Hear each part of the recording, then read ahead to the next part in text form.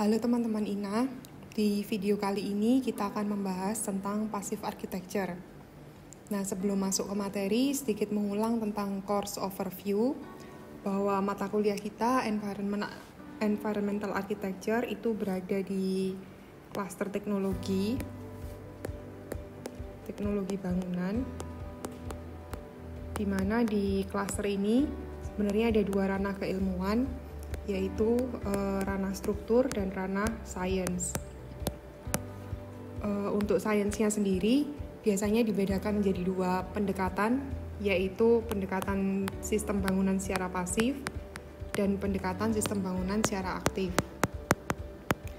Environmental Architecture ini adalah mata kuliah yang akan membahas pendekatan sistem bangunan secara pasif, sedangkan untuk yang aktif teman-teman akan belajar di mata kuliah Building System di semester 4. Jadi hari ini kita akan membahas pengenalan terhadap passive architecture dan juga passive environmental controls-nya. Topik khususnya kita akan mencari tahu apa itu passive architecture, mengapa kita belajar pasif, dan juga parameter dari basic building design untuk passive architecture. Ini referensi yang akan digunakan, jadi ada 4 referensi utama. Ada bukunya Herwagen, Lechner, Marcus Morris, dan Sokolai. Untuk 3 yang pertama, Herwagen, Lechner, dan Marcus Morris itu ada di library, jadi bisa dipinjam selama study from home dengan mengikuti prosedur peminjaman buku online yang sudah ditetapkan library. Sedangkan untuk yang Sokolai, ini saya punya e-booknya, jadi nanti akan ditaruh di e-learn. Nah, jadi sebenarnya ada beberapa istilah pendekatan di bidang building science. Ada arsitek itu yang menekankan konsepnya adalah passive architecture. Juga ada arsitek yang bilang bahwa konsepnya bangunan itu adalah green building. Lalu ada arsitek yang lebih mengemukakan bahwa konsep desainnya dia adalah sustainable architecture. Sebenarnya apa perbedaannya, apa persamaannya, itu yang akan kita pelajari gitu ya. Jadi misalnya teman-teman sudah sempat baca-baca tentang passive architecture, tentang green building, tentang sustainable architecture, teman-teman bisa mulai memetakan misalnya dari 3 gambar ini, mana yang termasuk passive architecture, mana yang termasuk green design, dan mana yang termasuk sustainable architecture. Lalu berikutnya muncul 2 pertanyaan gitu ya. Kenapa kita butuh untuk mengontrol lingkungan dan kenapa sistem kontrolnya itu harus pasif? Kenapa kita belajar yang sistem pasif? Yang pertama, tentang kebutuhan mengontrol lingkungan itu sebenarnya karena kondisi kenyamanan termal kita, kenyamanan pencahayaan atau visual, dan kenyamanan akustik itu ditentukan dari lingkungan. Misalnya termal, kondisi kenyamanan termal kita itu akan sangat ditentukan oleh temperatur iklim di mana kita berada. Jadi kalau diasumsikan dalam bentuk grafik, misalnya kondisi nyaman kita itu adalah di sini. Ini adalah kondisi comfort. Nah, biasanya kondisi iklim itu ada di atas atau di bawah kondisi comfort. Jadi kalau kita yang di tropis misalnya temperaturnya selalu ada di atas batas nyaman. Tapi untuk mereka yang berada di iklim dingin itu temperaturnya berada di bawah batas nyaman. Nah, karena kondisi yang seperti ini, maka kita perlu basic building design tadi, belajar parameter desain dasar bangunan, atau belajar pasif sistemnya, atau kalau basic building design dan pasif sistemnya itu tidak bisa mencapai kondisi comfort, maka yang harus dilakukan langkah terakhir adalah dengan menggunakan sistem aktif. Jadi sebenarnya tujuannya adalah untuk menurunkan kurva ini sehingga dia bisa sampai mendekati kondisi comfort. Lingkungannya mendekati kondisi comfort. Lalu berikutnya, kalau ada sistem aktif, kenapa kita perlu susah-susah belajar sistem pasif? Nah, ini ada ilustrasi arsitek itu profilnya seperti apa gitu ya. Jadi kalau dilihat di gambar ilustrasi ini, arsitek itu diumpamakan sebagai monster yang sebelah kanan pegang desain gambar, lalu sebelah kiri pegang peralatan bangunan, dan kita itu yang memakan semua lingkungan alami dan dijadikan sebagai lingkungan binaan. Akibatnya apa dengan perilaku arsitek yang seperti itu? Akibatnya ada kerusakan atau destruksi terhadap udara, terus bahan bakar atau sumber energi, terhadap bumi, dan terhadap ketersediaan air. Nah, ini kalau teman-teman melihat kondisi terkini, global warming, lalu data ketersediaan air bersih, data polusi udara, itu memang kontributor utamanya adalah dari bangunan. Juga penggunaan energi. Bangunan itu hampir 40% berkontribusi terhadap penggunaan energi dunia.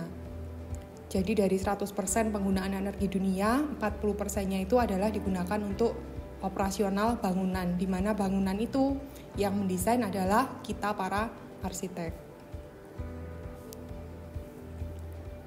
Lalu berikutnya, ini ada Lechner. Lechner ini menetapkan skema atau tahapan, tiga tahapan dari perancangan bangunan yang sebenarnya harus dijalankan oleh seorang desainer atau arsitek.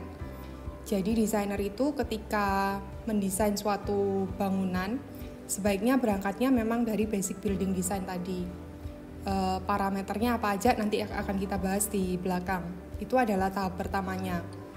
Kalau tadi basic building design sudah ditetapkan dan ternyata dia tidak bisa mencapai garis normal tadi, garis ambang nyaman,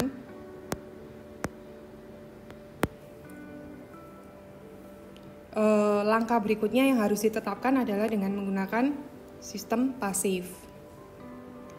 Kalau ternyata sistem pasif sudah ditetapkan, didesain di dalam bangunan dan ternyata masih belum juga mendekati kondisi nyaman, maka langkah terakhir adalah baru dengan menggunakan sistem aktifnya.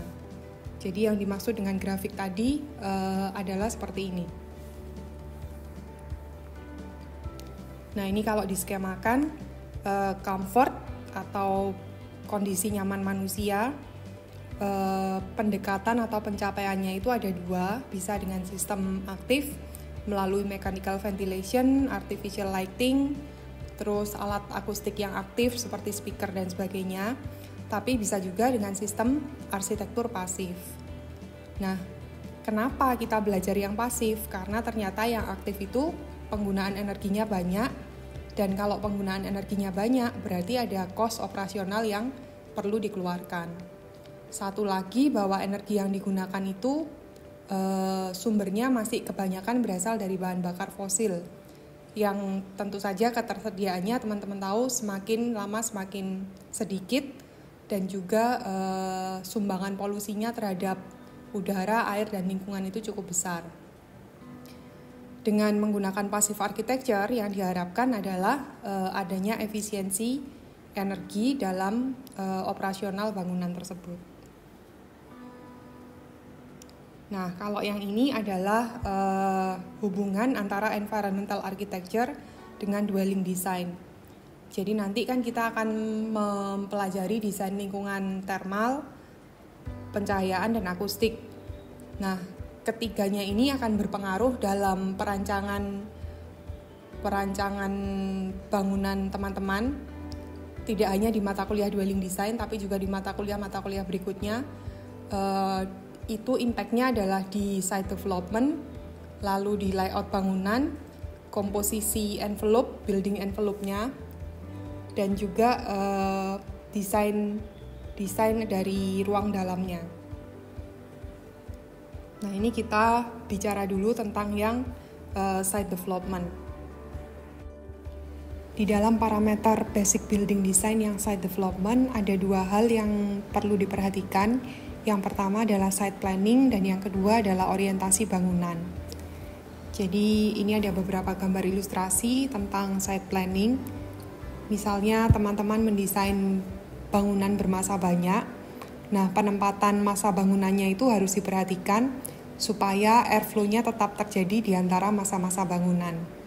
Juga perlu diperhatikan peletakan bangunan rendah, bangunan tinggi terhadap arah datangnya angin. Jadi misalnya anginnya dari timur ke barat, maka lebih baik bangunan yang lebih pendek diletakkan di depan, di arah datangnya angin, karena kalau yang tinggi yang diletakkan di depan, dia akan menghalangi angin untuk masuk ke bangunan yang lebih rendah.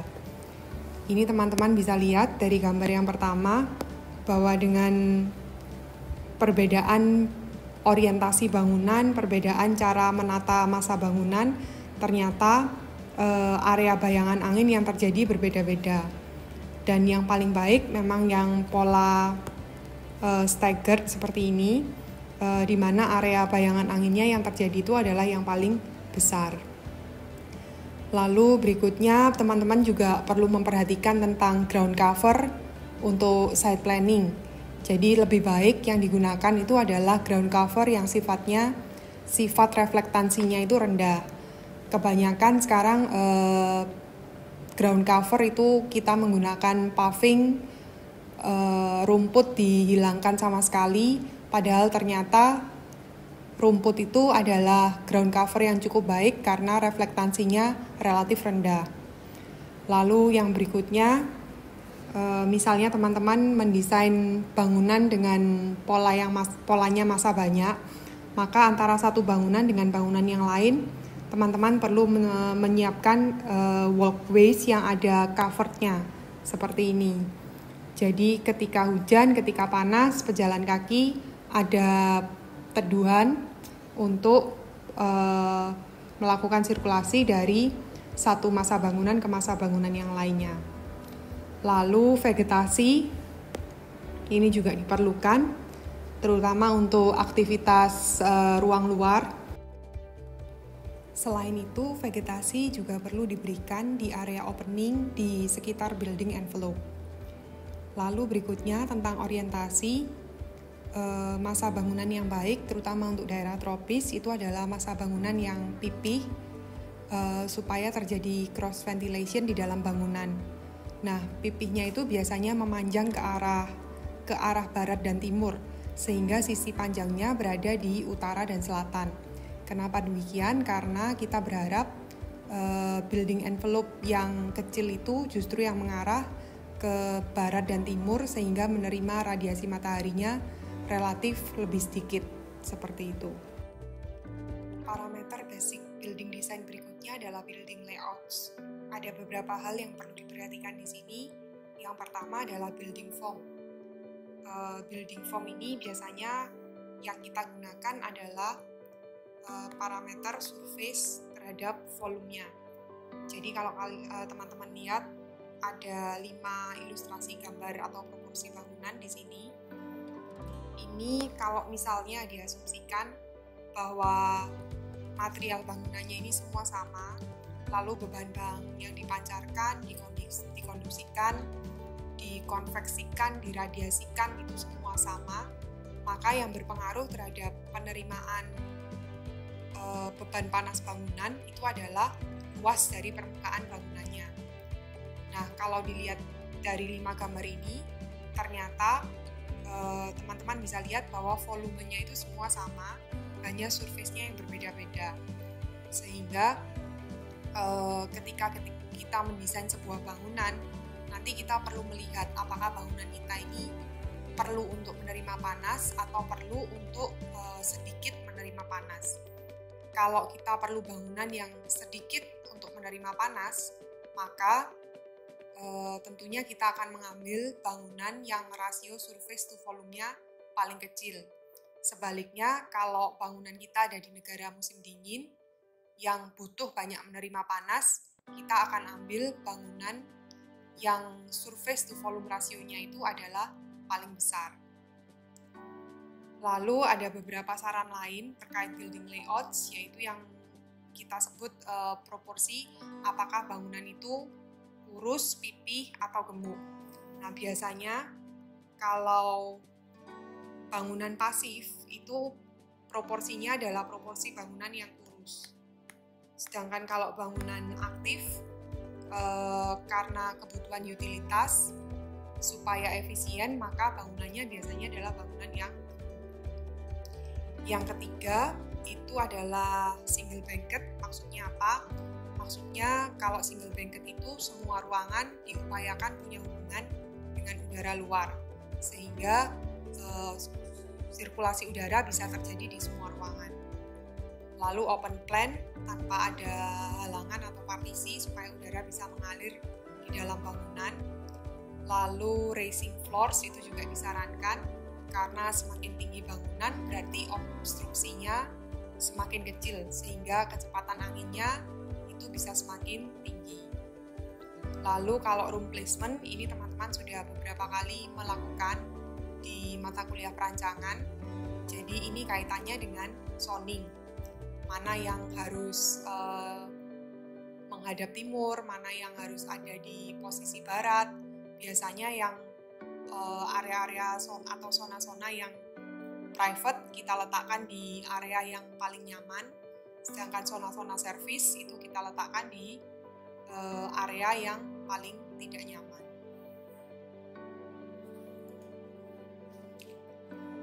Lalu berikutnya adalah untuk envelope composition. Nah, yang perlu diperhatikan di sini adalah komposisi bukaan, lalu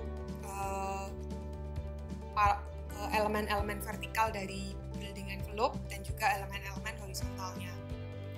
Komposisi bukaan yang disarankan untuk di daerah tropis itu adalah 30-40%. Kenapa? Karena biasanya dengan proporsi demikian terjadi keseimbangan antara beban untuk pencahayaan dan beban untuk thermal. Lalu yang kedua, elemen vertikal itu bisa teman-teman meletakkan semacam wing walls itu di dekat bukaan, tujuannya untuk ini mengarahkan aliran angin. Ini yang saya maksud tadi. Lalu untuk shading device, kalau horizontal itu efektif ya kalau di kita, karena matahari kita di daerah tropis itu dominan di atas, jadi yang seperti ini. Bisa yang dibuka secara parsial karena dia akan bagus untuk pola-pola bayangan, dan juga kalau dia bisa dibuka parsial maka udara panas yang ada di bawah bisa naik ke atas. Cara lainnya adalah dengan memberikan lubang pada atap. Ini tujuannya untuk stack effect, jadi udara panasnya yang ringan akan naik digantikan sama ini, udara panas yang ringan naik digantikan sama udara dingin dari bawah.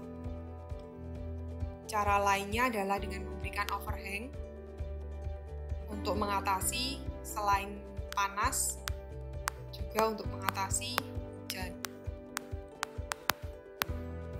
Terkait material, biasanya yang kita pilih adalah material-material yang warnanya terang, lalu thermal capacity-nya besar untuk ruangan yang banyak dipakai di siang hari, atau material dengan thermal capacity yang kecil jika ruangannya banyak dipakai di malam hari.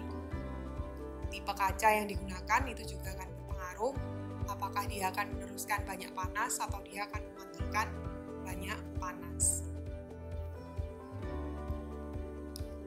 Lalu berikutnya adalah development of building interiors. Yang disarankan tentu saja open plan supaya aliran udara tidak terhalangi. Lalu kalau ada partisi lebih baik sifatnya operable, tidak masif, lalu pendek. High ceiling itu juga disarankan untuk stack effect. Lalu opening pada bagian atas seperti ini.